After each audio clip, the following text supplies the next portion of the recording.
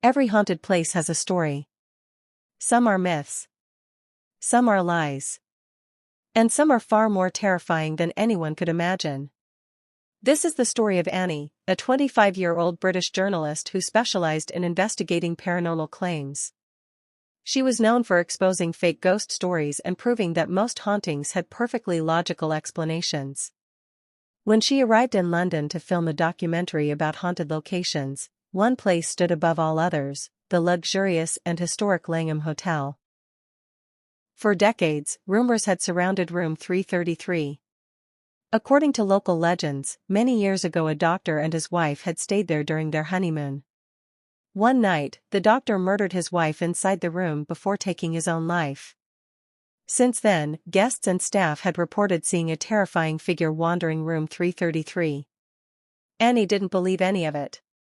She planned to spend one night in the room, gather evidence, and prove the haunting was nothing more than another urban legend. She had no idea it would become the most horrifying experience of her life. The grand entrance of the hotel was beautiful. Elegant paintings lined the walls, and soft carpets muffled every footstep. Annie approached the reception desk carrying a suitcase in one hand and a camera bag in the other. The receptionist greeted her with a warm smile. But the moment Annie handed over her booking confirmation for room 333, the woman's expression froze. Her hand stopped moving. For a brief second, she looked terrified. "Is everything okay?" Annie asked. The receptionist quickly forced a smile. "Of course, ma'am." What struck Annie as strange was the room key. Most modern hotels used electronic key cards, but the receptionist handed her an old-fashioned brass key instead. Annie found it odd but didn't think much of it. She took the elevator to the third floor. Immediately, something felt different. The hotel below was full of life and activity, but the third floor was silent. Completely silent. Room 333 sat at the end of a long corridor lined with faded paintings and dim yellow lamps. The old carpet looked worn and neglected.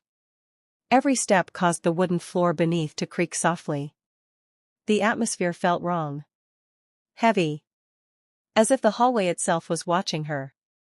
At the end of the corridor stood a dark wooden door with a large brass handle. When Annie touched it, she was shocked by how cold it felt. The room beyond was pitch black. Using her phone's flashlight, Annie searched for the light switches. The room was decorated in Victorian style. There was a large king-sized bed, an antique dressing table, and a full-length mirror mounted directly across from the bed. Finally finding the switches, she turned on the lights. At that exact moment, a loud crash echoed behind her. Startled, she spun around. Her suitcase, which she had left outside the room, had somehow tipped over and fallen onto the floor. Trying to ignore the strange feeling creeping over her, Annie unpacked her equipment. Tripod. Camera. Microphone. Everything was set up and recording. As evening turned into night, she ordered a sandwich, lit a small fire in the fireplace, and began researching the history of room 333 on her laptop. Hours passed. The camera rolled continuously. The microphone remained active. At some point, exhaustion overtook her. She drifted asleep on the sofa. Knock. Knock. Knock. The sound jolted her awake. For a moment she was confused. Then another knock came. This time accompanied by a man's voice. "Room service, ma'am." Annie frowned. She had already received her food hours ago. Curious, she walked to the door and peered through the peephole. Outside stood a hotel butler. In his hands was a silver tray covered by a metal lid. She opened the door slightly. "I didn't order anything." The butler smiled. "Yes, you did, ma'am." Before she could respond, he lifted the lid. Annie's blood turned to ice. Sitting on the tray was her own severed head. Its eyes were open, staring directly at her. She screamed and slammed her eyes shut. When she opened them again, the butler was gone. The corridor was empty. There was no tray. No footsteps. Nothing. Panicking, Annie rushed back inside and checked her camera footage. The memory card was corrupted. Impossible. She had tested everything before starting. She checked her audio recorder. The knocks weren't there. The butler's voice wasn't there. Only the sound of the door opening, her scream, and the door slamming shut. Nothing else. By now it was 1 a.m.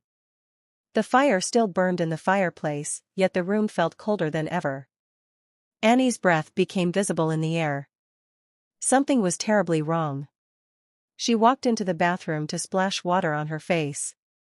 Then she looked into the mirror. And froze. Standing directly behind her was a man. His skin appeared rotten. His fingernails were long and black. He wore torn Victorian clothing stained with age and decay. His eyes were hollow. His mouth twisted into a horrible grin. It looked exactly like the doctor from the old story. Slowly, he raised his hands toward her throat. Annie spun around. No one was there. The bathroom was empty.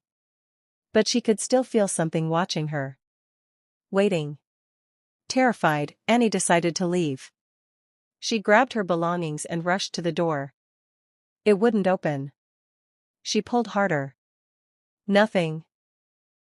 It felt as though someone was holding it shut from the other side. Then the lights began to flicker. On. Off. On. Off. Each flash revealed the figure standing a little closer. His skin was pale white. His eyes glowed yellow. He moved toward her with unnatural slowness. Closer. Closer. Closer. Annie screamed for help. Hotel staff heard her cries and rushed to room 333. When they finally forced the door open, what they saw horrified them. Annie was alone. No ghost. No doctor. No mysterious figure. She was repeatedly smashing her own head into the bathroom mirror while screaming uncontrollably. The mirror had shattered. Blood covered the floor. Pieces of glass were embedded in her face. The staff pulled her away and restrained her. Moments later, she lost consciousness. When Annie woke up, she was lying in the hotel's medical room. Shaken and injured, she told the staff everything she had experienced. The butler. The severed head. The ghost in the mirror. The creature that had forced her into the glass. An elderly staff member listened carefully before speaking. His face turned pale. He told Annie something she would never forget. According to old records, the doctor who had once stayed in room 333 had murdered his wife by repeatedly smashing her face into a mirror. Exactly the way Annie claimed the ghost had attacked her. Annie eventually recovered from her injuries. But she never returned to paranormal investigations. And even years later, she still refused to speak about what happened inside room 333. Because deep down, she knew one thing. Some stories are not legends. Some rooms should never be entered.